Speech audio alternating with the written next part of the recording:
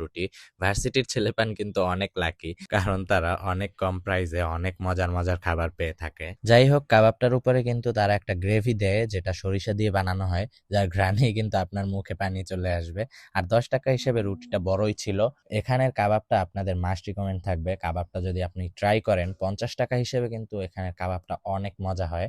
আপনি যদি এখানে কাবাব ট্রাই করেন তাহলে কিন্তু অবশ্যই এটার ফ্যান হয়ে যাবেন।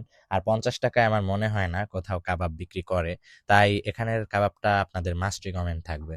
এরপরে আসি এরকম ইউনিক চিকেন কাটলেটের কাছে, যেটাকে এই মামা নাম দিয়েছে চিকেন চাপ, কিন্তু আমার মনে হলো চিকেন চাপ না বলে এটাকে কাটলেট বলা যায়। এখানে লোকেশনটা একটু বলে দেই, ভার্সিটি থেকে একটু দূরে এই জায়গাটা। 10 টাকা ভাড়া দিয়ে তালুকদার মার্কেটের কাছে এই মামার ফুড কোর্টটা অবস্থিত। 10 টাকা ভাড়া যায়।